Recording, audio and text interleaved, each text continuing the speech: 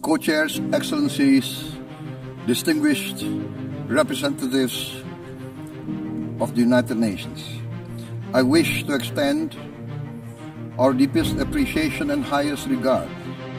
Dengan suara lantang dan intonasi yang tegas, Presiden Prabowo Subianto mengawali pidatonya di Markas Besar Perserikatan Bangsa-Bangsa atau PBB di New York, Amerika Serikat dengan mengutuk segala tindakan kekerasan yang dilakukan Israel terhadap rakyat Palestina. Presiden Prabowo sekali lagi menegaskan komitmen Indonesia atas perlunya solusi dua negara atau two-state solution. Sebab hanya solusi dua negara, kata Prabowo, yang akan membawa perdamaian serta menjamin berdirinya negara Palestina yang merdeka dan berdaulat. It is with a heavy heart that we recall the ongoing unbearable tragedy in Gaza. Thousands of innocent lives, many of them women and children, have been killed. Famine looms. Human catastrophe is unfolding with our eyes. We condemn all acts of violence against innocent civilians. Therefore, it is today with dignity that we gather to take our historical responsibility. This responsibility speaks not only to the fate of Palestine, but also to the future of Israel, and also the very credibility of the United Nations. We condemn all violence against innocent civilians. Therefore, Indonesia once again reiterates its commitment to the two-state solution in the Palestine problem.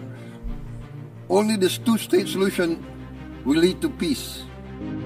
Dengan demikian, lanjut Presiden Prabowo, jika Israel mengakui kemerdekaan dan kenegaraan Palestina, Indonesia juga akan mengakui keberadaan negara Israel dan akan mendukung semua jaminan keamanan Israel.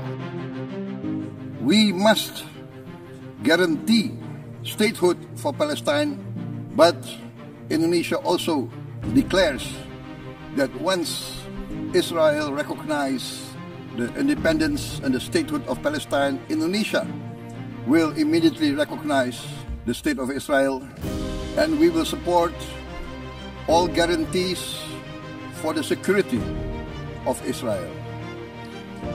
The New York Declaration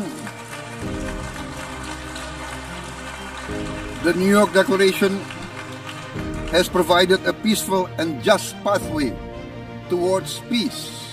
Statehood must mean peace. Recognition must mean a real chance towards lasting peace.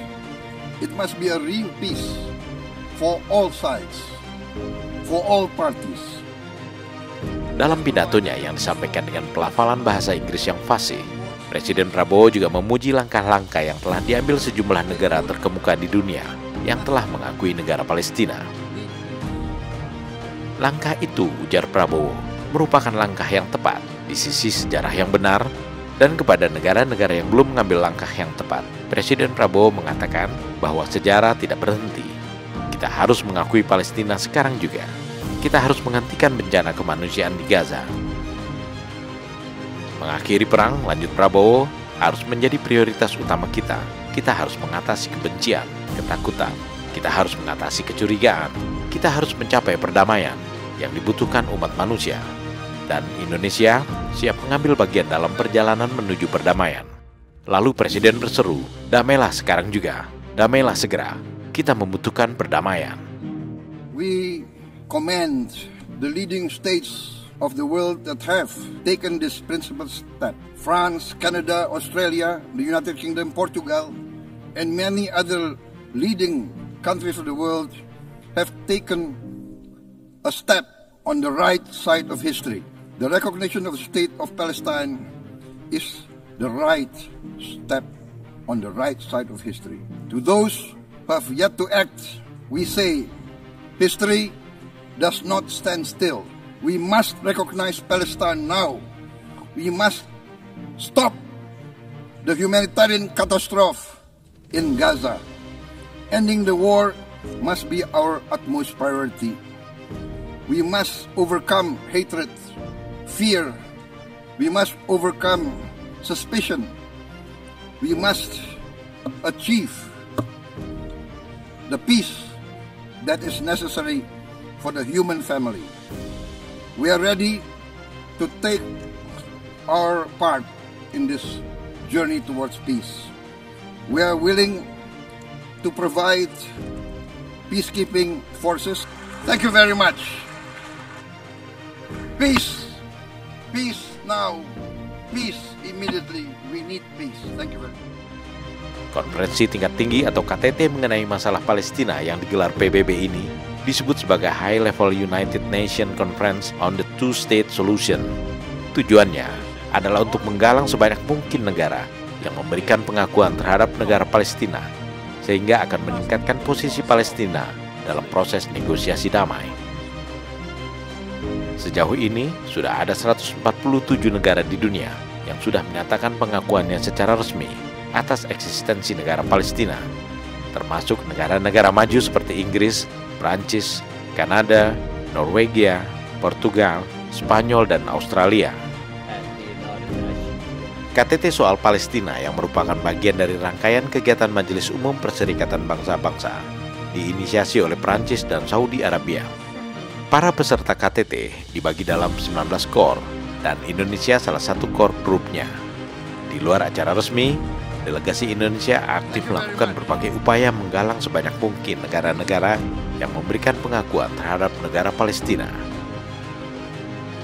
Di KTT dengan bahasan utama masalah Palestina ini, Presiden Prabowo tampil berbicara di podium setelah Raja Jordania, Abdullah II bin Al-Hussein, Presiden Turki Recep Tayyip Erdogan, Presiden Brazil Luiz Inácio Lula da Silva, dan Presiden Portugal Marcelo Rebelo de Sousa. Di bawah kepemimpinan Presiden Prabowo, Indonesia semakin aktif di pentas dunia, aktif menggalang kekuatan untuk mengupayakan terwujudnya perdamaian dunia yang abadi. Presiden Prabowo terjun langsung memimpin berbagai diplomasi di kancah global, termasuk di tingkat Perserikatan Bangsa-Bangsa, dan gigih memperjuangkan pengakuan dunia atas kemerdekaan Palestina.